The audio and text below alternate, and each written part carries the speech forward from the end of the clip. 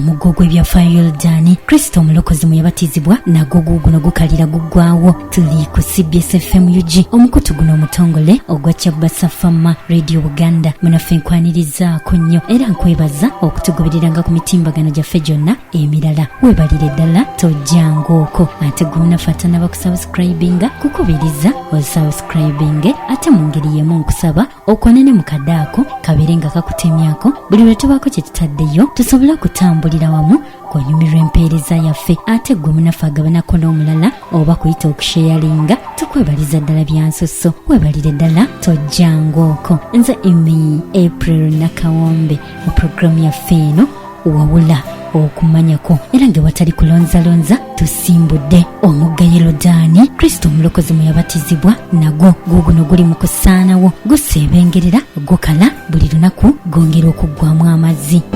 Munaffe tuli mu Middle East era ng'omugga ogwogerwako gusangibwa eri ku ssemazinga wa Asia.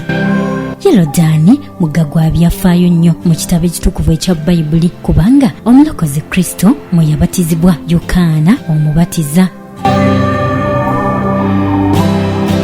Omugga ogwogerwako guliko obuwanvu bwa kilomita 360 era nga gutudde ku bwagagavu oba ku bugazi bwa fuuti 1,000 ezo nno ze mita eziri wakati w'ebina n'3,000.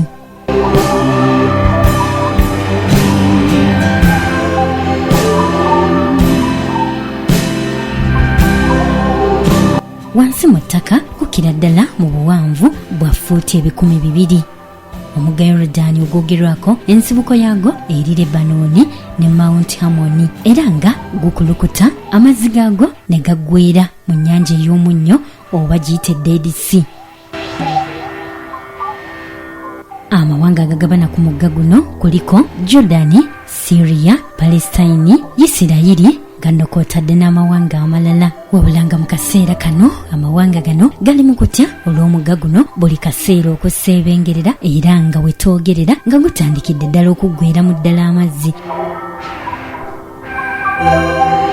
Naye abaffe lwaki tukugambye ti omugga Yoludaani nagwo guli mu kukala? Era abaffe emigga okukala kabonero ki eri omwana w'omuntu?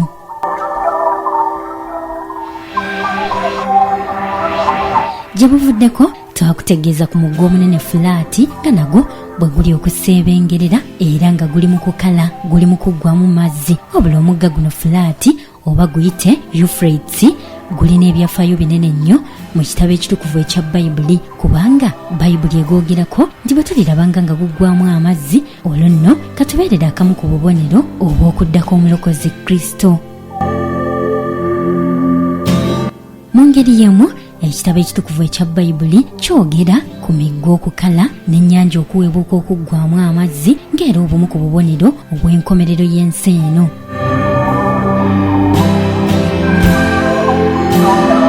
Okusinziira ku kitabo kya Isaaya essula ya 19 n'olunyiriri lwa 5 wagamba nti n'amazzi galikendeera mu nnyanja n'emigga giriweebuuka ne gikala. Mu ngeri y'emu ekitabo kya Ezekieri essula ya 30 okuva ku lunyiriri lwa 12 wagamba nti era ndikaza emigga n'entunda ensi mu mukono gw'abantu ababi.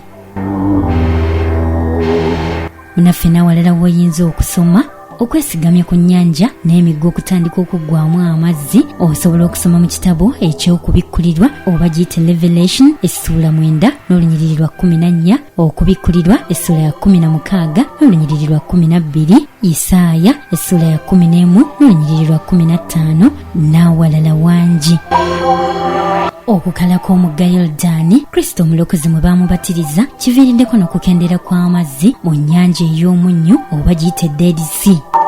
Ennyanja eno ey'omunnyo eyitibwa Dead Sea kubanga amazzi gayo ga munnyo era nga tegasobola kuwabulamu eri ebintu ebyo ebiwangaalira mu mazzi. Wabula ennyanja eno ey'omunnyo amazzi gaayo ga mugaso nnyo naddala eri omwana w'omuntu era ng'okusinziira ku bannasayansi omuntu eyabutuka olususu oba omuntu afuukuka olususu oba omuntu alina obuzibu n'olususu singa yennyika mu mazzi gano ag'ennyanja ey'omunnyo amangu ago awonerawo.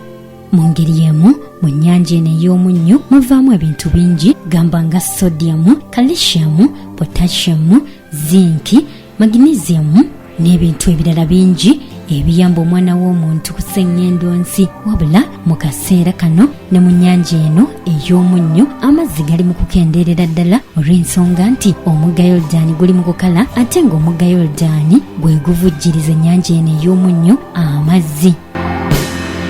Wabula okusinziira ku bannasayansi, amawanga okuli Jordani ne Isirayiri gano kw'otadde n'amawanga amalala waliwo ebintu bingi bye bakola naddala oluvannyuma lwa tekinologiya okweyongera, gamba nga bakozesa amazzi gano okugatwala mu makolero nga basima ebiyiriro n'ebintu ebirala bingi, n'emirimu gy'omwana w'omuntu emirala mingi egireetedde omugga guno okutandika okukalira.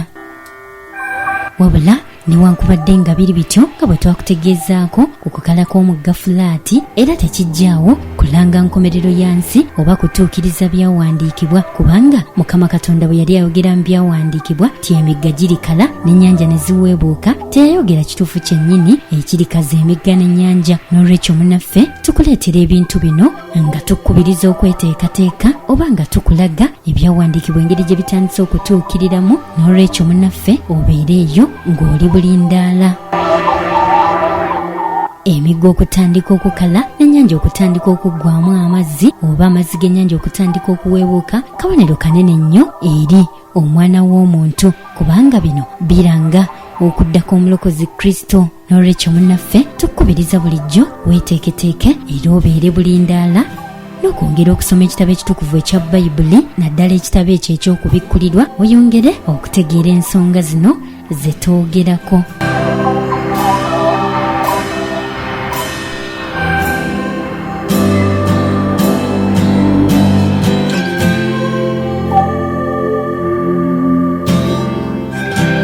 Omugga Yoludaani guno singa gukala kiba kitegeeza nti n'ennyanja ey'omunnyo oba giyite Dead Sea nayo si yakubeerawo. Mu ngeri emu okusinziira ku bannasayansi bagamba nti amawanga okuli Yoludaani ne Isirayiri singa tegakendeeza ku mirimu gyago oba ku kwonoona obutonde bw'ensi mu myaka 5 okuva kati, ennyanja ey'omunnyo oba giyite Dead Sea erikalira ddala era neefuuka lugero. Olwo nno nga yennyanja abantu gye banyumiza abaana baabwe nti edda waabangawo ennyanja ey'omunnyo oba giyite Dead Sea. N'olw'ensonga eyo bannasayansi balabudde amawanga gano okwegendereza nga boonoona obutonde bw'ensi kubanga kyandiviirako emigga okukalira n'ennyanja ne zisaanirawo ddala.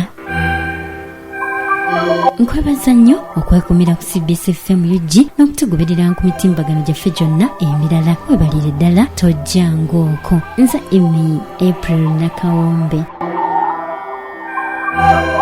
88.8 CBS FM.